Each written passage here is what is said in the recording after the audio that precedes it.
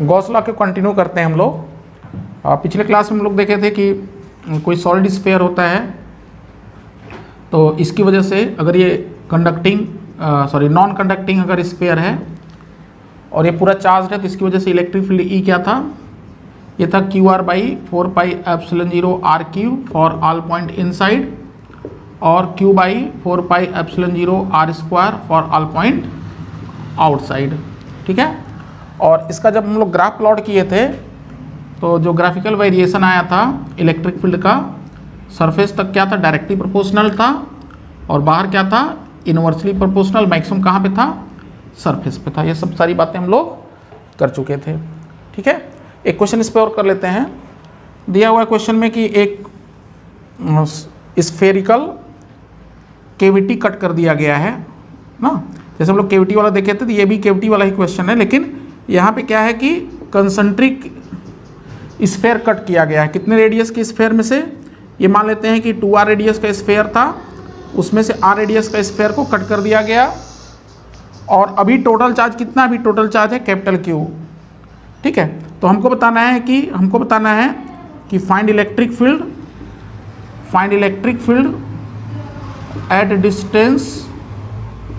At distance small r from the centre से हमें r दूरी पे इलेक्ट्रिक फील्ड बताना है। ठीक है, और क्वेश्चन क्या है कि the given sphere of radius r is cut from sphere of radius 2r and the given spherical shell, spherical जो सेल है, स्फेरिकल सेल मतलब कि इतना पार्ट में सॉलिड है, बात यहाँ देखिए हॉलो है, पूरा खोखला है, तो स्फेरिकल जो सेल है इसमें टोटल चार्ज कितना है, has charge capital Q, total charge capital Q है, हमको इलेक्ट्रिक फील्ड बताना है। ठीक है, ये आपका क्वेश्चन है, ये IIT JEE एडवांस में आया हुआ है, JEE एडवांस 2012 में आया था। ठीक है, तो ये हमें सॉल्व करना है। कैसे करेंगे सॉल्व, देखते हैं हम लोग। ठीक है, तो कैसे करेंगे, तो हमें पता है कि जब हम लोग 3 केस लेते हैं, r<r की बात करते हैं, तो r<r की बात करेंगे तो टोटल चार्ज इनक्लोज क्या आएगा, गॉसियन सरफेस में 0 आएगा। अगर हम लोग यहाँ की बात करें, इन साइड में कोई चार्ज नहीं है तो गॉसियन सरफेस लेंगे, spherical Gaussian surface, no charge enclose, so electric field into 4πr² क्या हो जाएगा, 0 हो जाएगा, क्योंकि इंटीग्रल E.ds क्या होता है, इंटीग्रल E.ds होता है total charge divided by ε0। Since charge enclose is 0 तो ये 0 हो जाएगा, इसका मतलब इलेक्ट्रिक फील्ड क्या हो जाएगा, 0 आ जाएगा। तो अंदर के पोर्शन पे कोई इलेक्ट्रिक फील्ड नहीं होगा। ठीक है, तो इनसाइड r<r कोई इलेक्ट्रिक फील्ड नहीं होगा। जो इलेक्ट्रिक फील्ड होगा वो स्फेरिकल सेल के अंदर होगा और बाहर होगा। तो अब देखते हैं हम लोग इनसाइड की बात करते हैं, स्फेरिकल सेल का जो अंदर वाला पोर्शन है वहाँ पे देखते हैं कैसे निकालेंगे। तो सेकेंड केस लेते हैं, r<r, capital R small r 2r, मतलब किस पोर्शन में, वही जितने में चार्ज प्रेजेंट उस वाले पार्ट में हमें निकालना है, जितने पोर्शन में चार्ज प्रेजेंट है वहाँ पे निकालना है। तो देखते हैं कैसे निकालते हैं। मतलब हमें मान लेते हैं यहाँ पे फील्ड निकालना है, से फॉर एग्जांपल। ठीक है, किस पोर्शन में, जहाँ पे कि चार्ज प्रेजेंट, देखिए इतने में ही चार्ज प्रेजेंट था, बाकी तो खोखला हिस्सा है, बाकी तो गायब, हमें यहाँ पे निकालना है। तो क्या करेंगे, r रेडियस का अगेन कैसा सरफेस लेंगे, स्फेरिकल गॉसियन सरफेस लेंगे। ठीक है, सिमेट्री से क्या आएगा, सिमेट्री से इलेक्ट्रिक फील्ड इस सरफेस पे जो होगा वो रेडियली आउटवर्ड ही होगा। ठीक है, तो ध्यान से देखिए ये गॉसियन सरफेस है, आपका r रेडियस का गॉसियन सरफेस है, ये r रेडियस का गॉसियन सरफेस है, और इसमें चार्ज कितने में प्रेजेंट आएगा, देखिए यहाँ पे कोई चार्ज नहीं, जो भी चार्ज प्रेजेंट है कहाँ से कहाँ तक है, जो चार्ज प्रेजेंट है, ध्यान से देखिए कि चार्ज देखिए इतने हिस्से में है, कहाँ से कहाँ, इस r से लेके इस गॉसियन सरफेस इतने भाग में ही चार्ज प्रेजेंट है। तो अब क्या करेंगे, हम लोग को इसके गॉसियन सरफेस के अंदर हमें चार्ज निकालना है। दिस इज गॉसियन सरफेस, जिस सरफेस पे गॉस लगाते हैं वही क्या होता है, वही हमारा गॉसियन सरफेस होता है।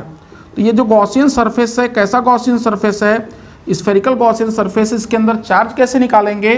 तो ध्यान से देखिए Q इनक्लोज क्या आ जाएगा, Q इनक्लोज कैसे निकालेंगे, टोटल चार्ज कैपिटल Q कितने वॉल्यूम में, 4/3 पाई, कितना वॉल्यूम है ये वाला, 2r³ माइनस 2r का होल क्यूब माइनस r³, क्योंकि टोटल बड़े गोले में से इसी आर 2r वाले गोले में से r गोले को कट किए हैं तो बचे का हिस्सा क्या होगा, बचे का वॉल्यूम 2 का होल क्यूब क्या होता है 8 -1 7, तो 3 ऊपर चला जाएगा तो ये आ गया 3q बाई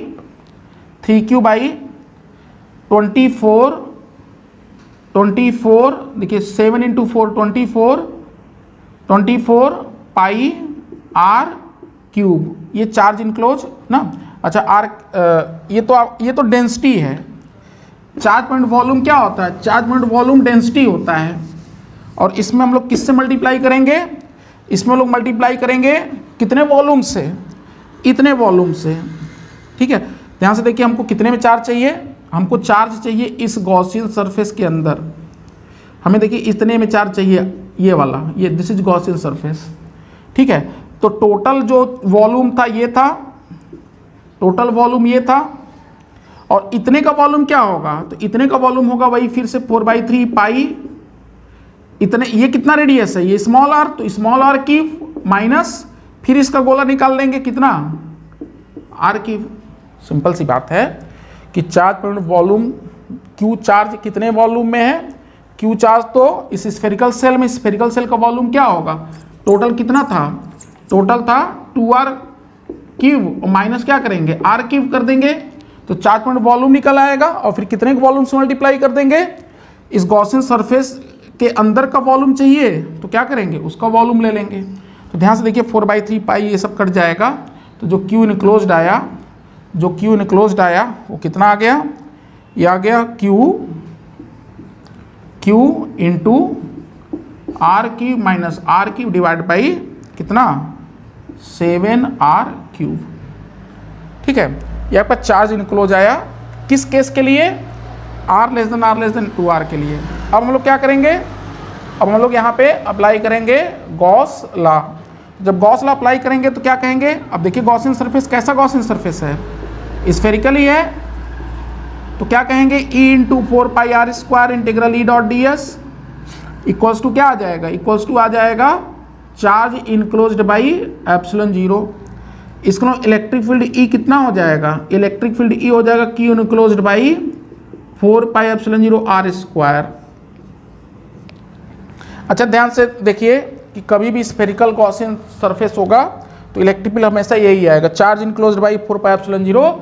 और चार्ज इनक्लोज कहाँ से, चार्ज इनक्लोज का वैल्यू यहाँ से रख देंगे उठा के, तो चार्ज इनक्लोज का वैल्यू यहाँ से उठा के रख देंगे तो इलेक्ट्रिक फील्ड E कितना हो जाएगा, इलेक्ट्रिक फील्ड E हो जाएगा Q into R cube minus R cube divided by 7 × 4 कितना हो जाएगा 28 पाई ε0 आर क्यूब इंटू क्या r²। ठीक है, तो जब इसका वैल्यू हम लोग लिख देंगे तो यहाँ साइड में देख लीजिए आराम से, यहाँ पे आ जाएगा Q/28 पाई ε0 r क्यूब, Q/28 पाई ε0 r क्यूब। अब r² से डिवाइड करेंगे तो क्या बचेगा r minus r cube by r²। ये एक्सप्रेशन आ गया किन पॉइंट्स पे, इलेक्ट्रिक फील्ड के लिए ना, स्फेरिकल सेल वाले जितने पार्ट में चार्ज प्रेजेंट है उतने पार्ट के लिए। ठीक है, तो ये आपका सेकेंड पार्ट हुआ। ठीक है, थर्ड पार्ट देखिए, थर्ड पार्ट मतलब r > 2r, एकदम बाहर, स्फेरिकल सेल के एकदम बाहर। ठीक है, तो जब r > 2r की बात करेंगे हम लोग, ध्यान से देखिए, हमने मतलब मान लीजिए यहाँ P भी निकालना है, जब P पे निकालना होगा तो जब स्फेरिकल गॉसियन सरफेस लेंगे r रेडियस का, स्मॉलर रेडियस का, तो टोटल चार्ज इनक्लोज आएगा कितना आ जाएगा, वो तो कैपिटल Q ही आ जाएगा। और हमें पता है कि इलेक्ट्रिक फील्ड होता क्या है, चार्ज इनक्लोज बाई 4πε0r²। इसमें बाहर वाले पॉइंट के लिए टेंशन ही नहीं लेना है, बाहर वाले के लिए सिंपली क्या आ जाएगा Q/4πε0 क्या स्क्वायर r²। स्फेरिकल सरफेस है तो अगर एकदम बाहर चले जाएंगे तो ये एज्यूम करेंगे कि पूरा का चार्ज कहाँ पे कंसंट्रेटेड है, सेंटर पे।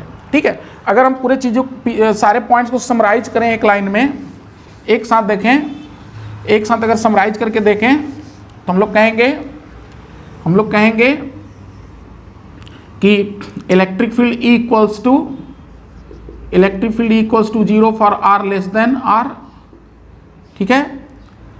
Electric field equals to 0 for R less than R, electric field equals to ये कितना q/28πε0 R cube, R minus R square, sorry R cube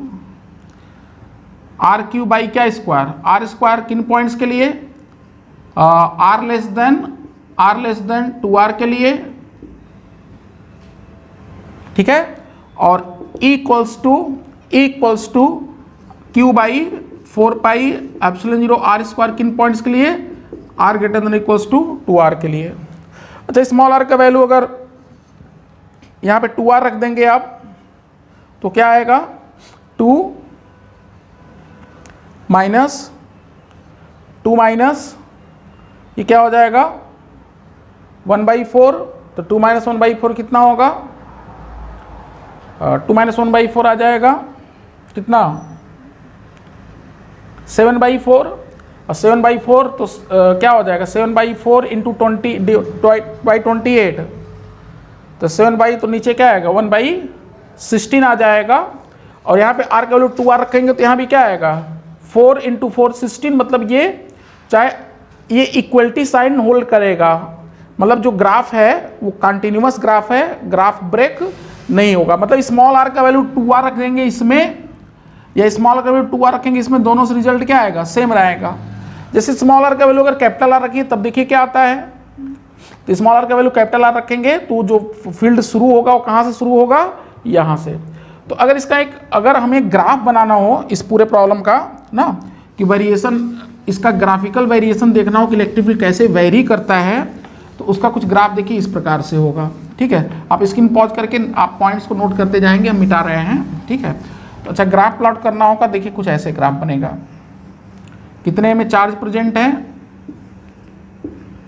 जो चार्ज प्रेजेंट है वो कहाँ से कहाँ तक है, यही जो देखिए ये जो कलर हैश किए हैं इतने में चार्ज है, अंदर कोई फील्ड नहीं है, यहाँ पे इलेक्ट्रिक फील्ड देखिए 0।